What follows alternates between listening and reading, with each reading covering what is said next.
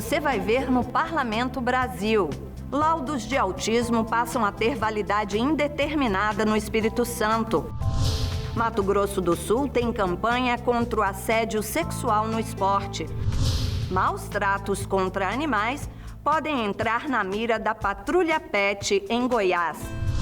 Uma exposição no Congresso Nacional mostra a evolução dos direitos ao longo dos últimos 200 anos no Brasil. Lá na urna, na hora do voto, você vai ter mais tempo para conferir se votou realmente em quem queria. E por falar em eleições, você conhece a história da urna eletrônica? Veio de uma mente inquieta lá em Santa Catarina.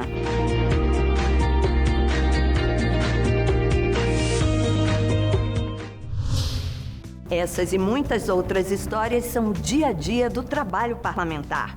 E esse trabalho tem o poder de impactar a nossa vida, a vida dos brasileiros. O programa Parlamento Brasil, sempre em parceria com as TVs legislativas, conta para você os assuntos que mobilizam as casas de leis do país.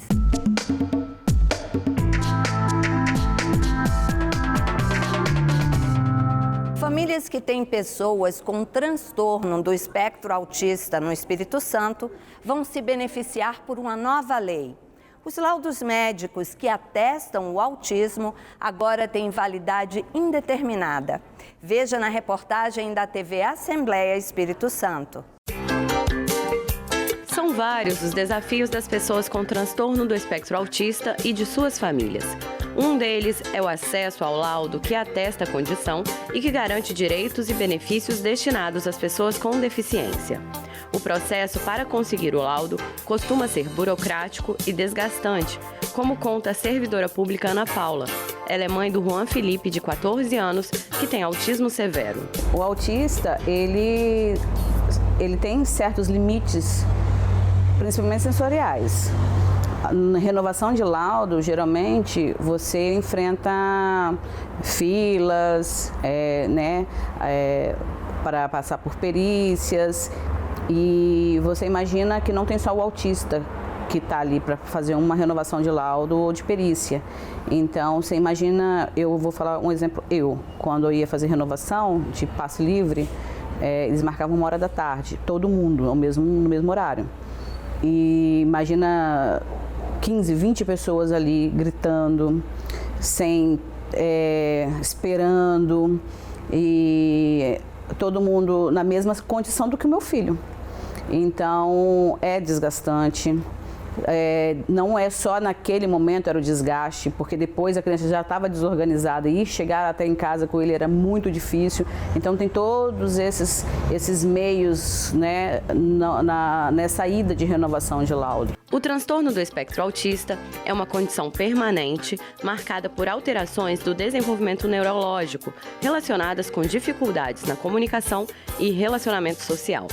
Para facilitar o dia a dia dos autistas e trazer mais tranquilidade às famílias, entrou em vigor no Estado a lei que concede prazo indeterminado para a validade do laudo que atesta o autismo. A gente já não vê a necessidade de estar renovando o laudo, se ela não vai deixar de ser autista, né?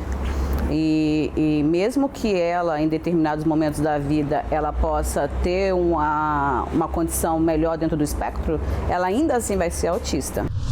Em Mato Grosso do Sul, deputados aprovam campanha de combate ao assédio sexual no esporte. Em Goiás, um projeto quer criar a Patrulha Pet para proteger os animais. Veja o que foi notícia nas casas legislativas do país. Mato Grosso do Sul poderá ter em março uma campanha de prevenção e combate ao assédio sexual e moral no esporte. Deputados aprovaram um projeto de lei que tem por base cartilha de prevenção elaborada pelo Comitê Olímpico do Brasil. A medida pretende conscientizar sobre comportamentos abusivos e o desenvolvimento de mecanismos de suporte às vítimas e acolhimento de denúncias. O texto segue para a sanção do governador. Mais detalhes podem ser consultados no site www.al.ms.gov.br.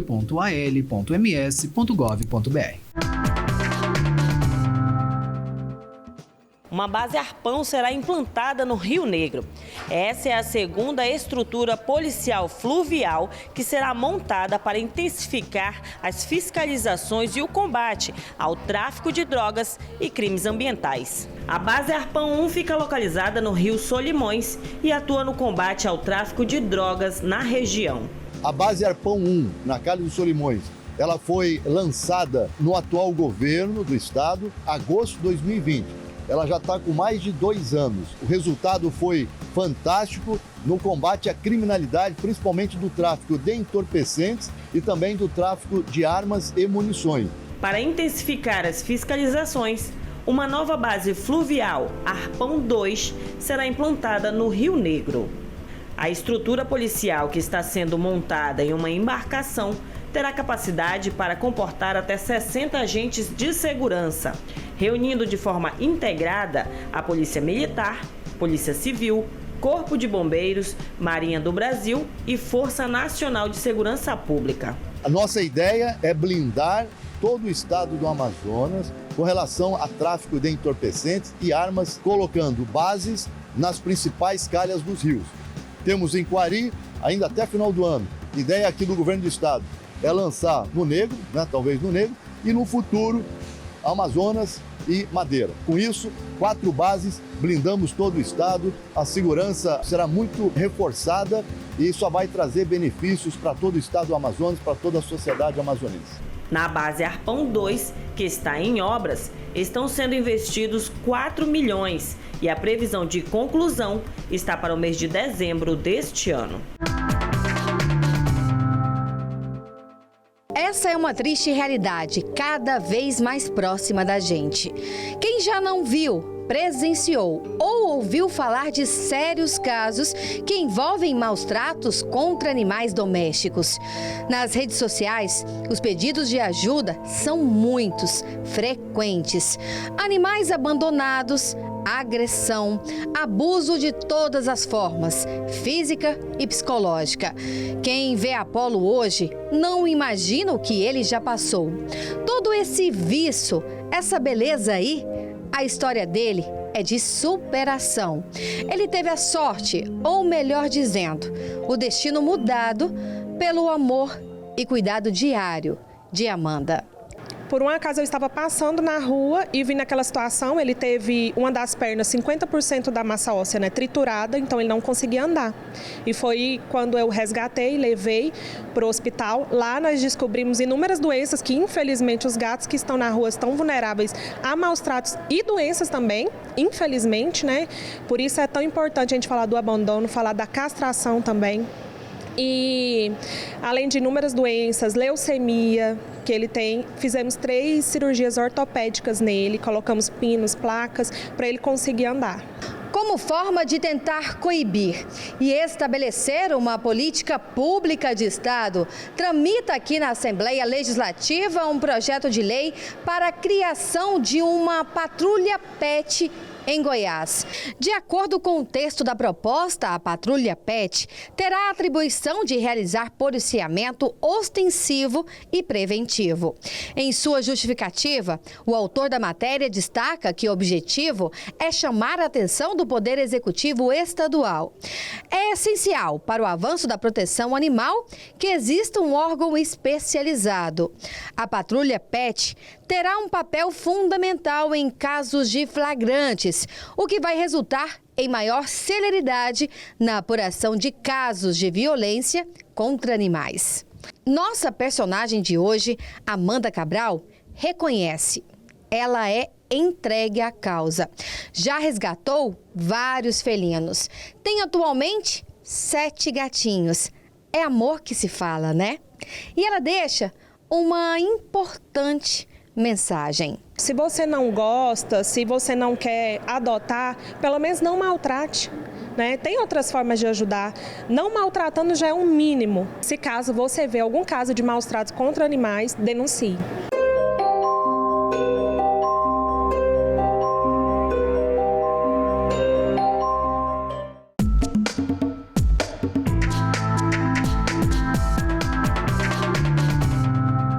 Olha Olha só que interessante essa exposição aqui no Salão Negro do Congresso Nacional. Ela conta a evolução dos direitos no Brasil desde a época da independência, há 200 anos, até hoje. É uma viagem surpreendente pelo tempo, que nos mostra, nos revela que muita coisa mudou, mas que muito ainda traz resquícios do século XIX. Educação desde quando poucos tinham acesso a ela. Saúde quando era um papel apenas da assistência social. Representatividade antes e depois do voto. Conquistas trabalhistas após o fim oficial da escravidão.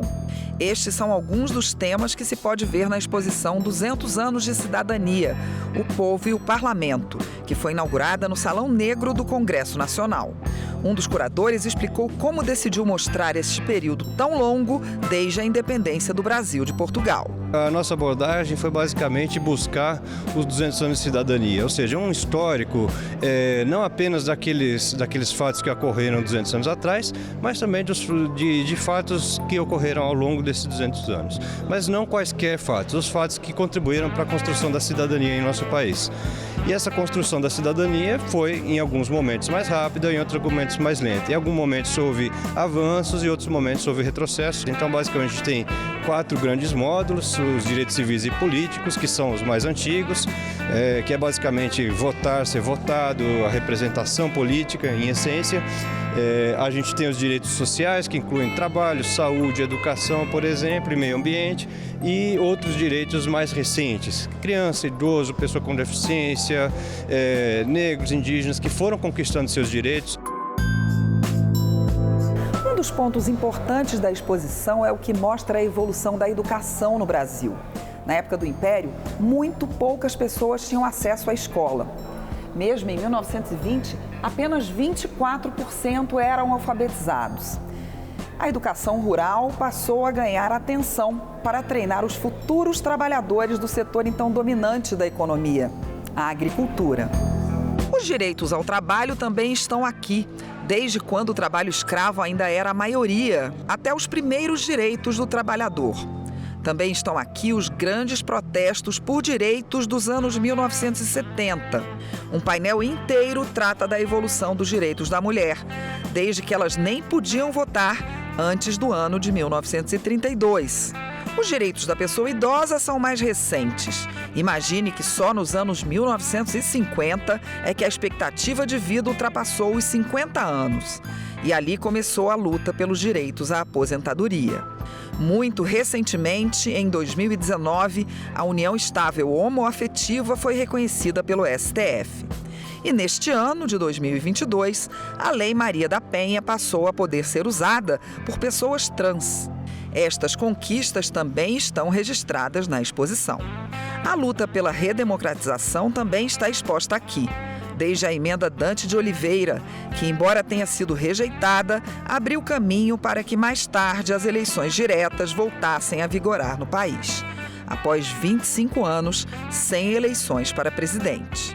A exposição tem ainda moedas e cédulas para ilustrar o vínculo que havia entre o dinheiro e os votos nas práticas conhecidas como voto de cabresto. E uma parte interativa, o jogo do plenarinho, permite que as pessoas testem seus conhecimentos sobre os 200 anos da independência do Brasil.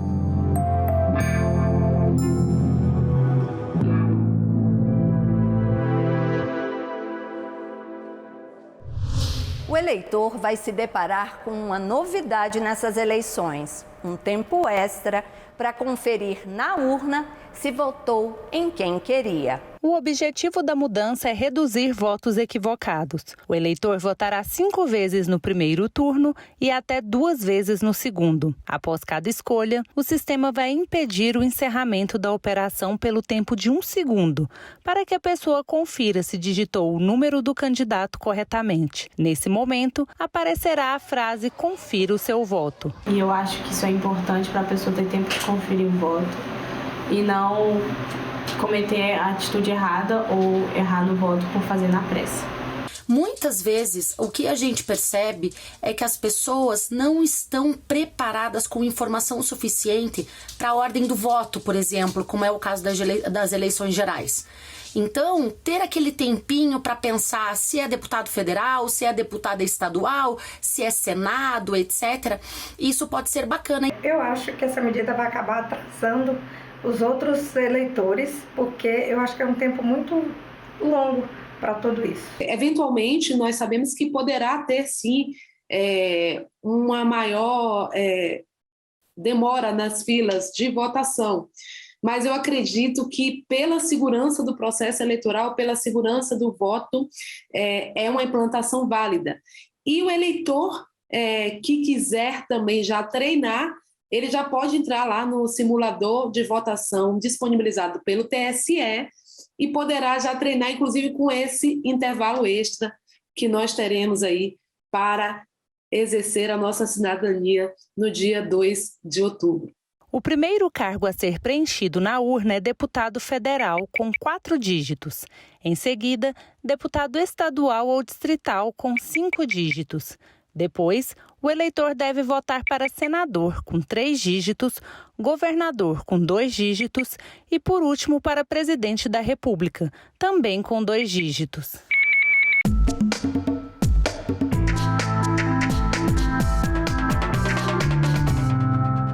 Muito se fala de urna eletrônica, né?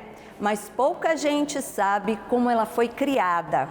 A semente do que viria a ser esse sistema gigante de votação eletrônica surgiu primeiro como um sonho de um jovem que queria acabar com as fraudes nas eleições e dar mais agilidade à apuração dos resultados. Veja na reportagem da TV Assembleia de Santa Catarina.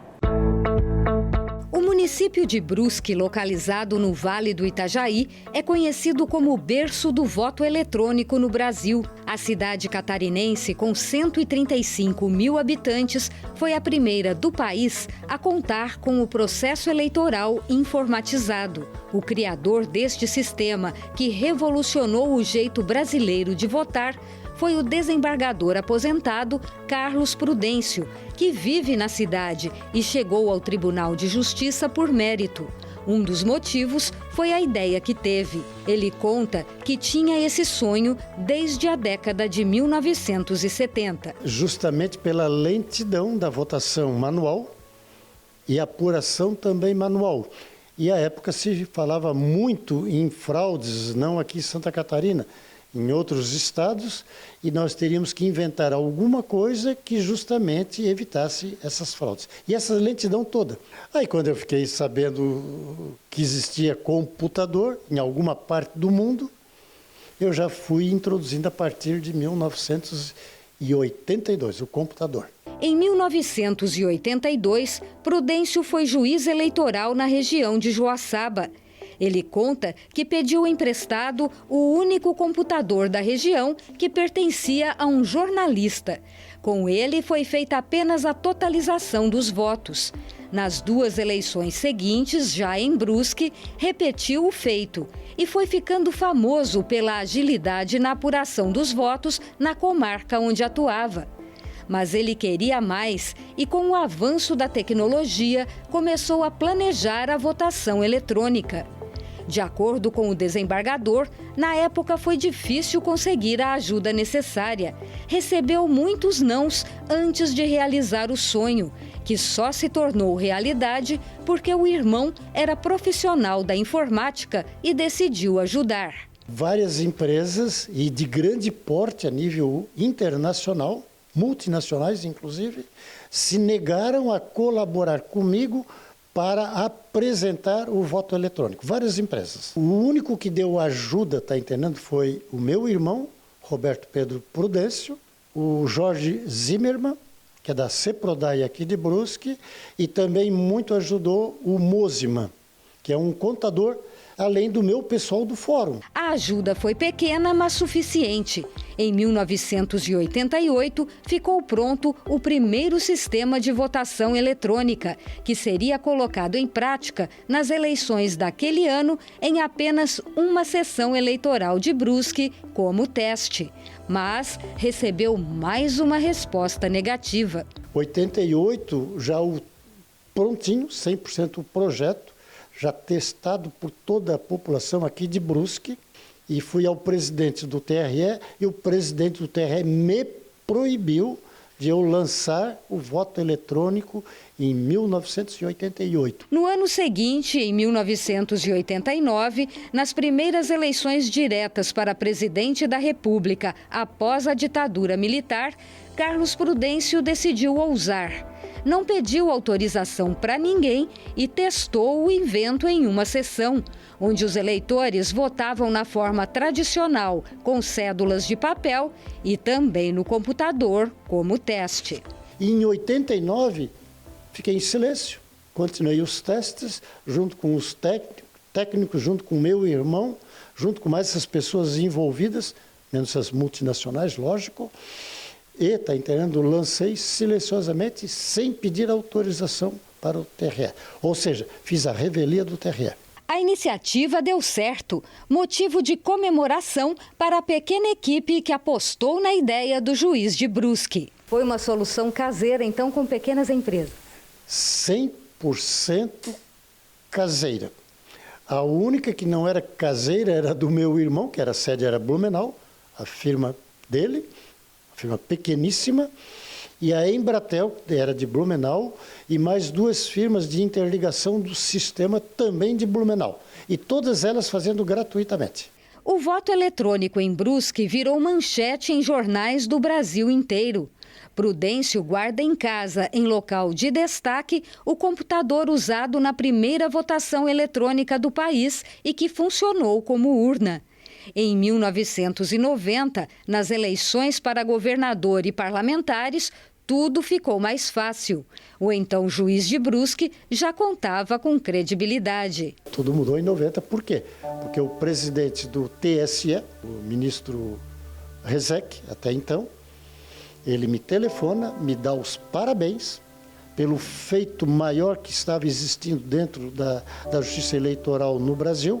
Depois veio o ministro, ele veio para ministro das Relações Exteriores, depois veio o ministro Sidney Sanches, presidente do TSE, que me deu todo o apoio também, mandou aqui para Brusque todos os técnicos de todos os TREs do Brasil e mais do TSE, e a história depois vai contando todos os avanços que nós fizemos aqui em Brusque. Nos anos seguintes, já com o apoio do TSE, Brusque foi ampliando o número de sessões com votação eletrônica. A tecnologia foi sendo aperfeiçoada e, a partir de 1996, teve início a implantação gradativa do voto eletrônico em outras regiões do país.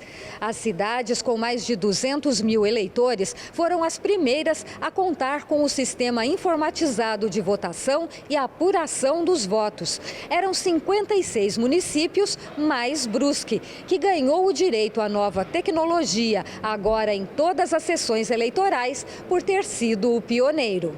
Mas foi só no dia 1º de outubro do ano 2000 que os eleitores de todos os municípios brasileiros puderam votar nas urnas eletrônicas, então já famosas em todo o mundo.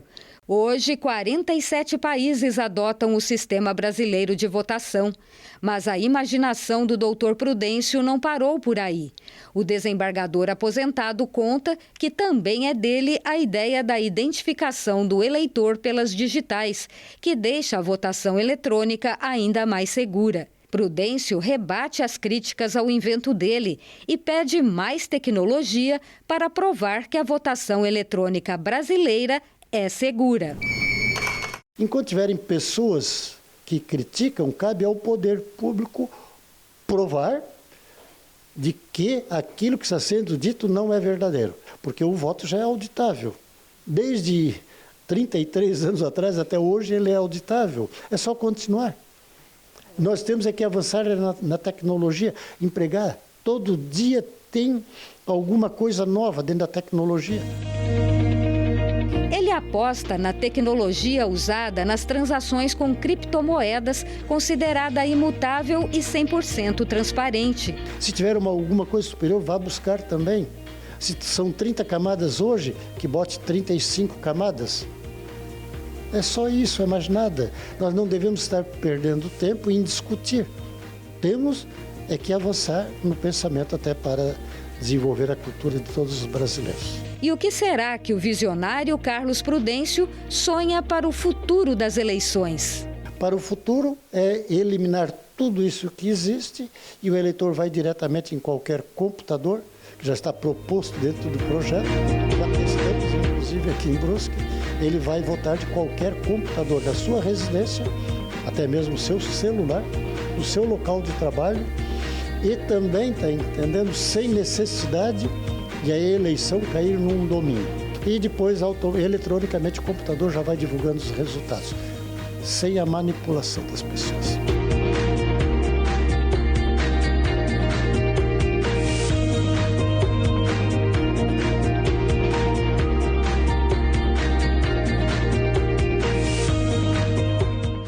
Nossa, que orgulho inventar uma ferramenta que passou a ser usada por milhões de pessoas no exercício da cidadania, não é?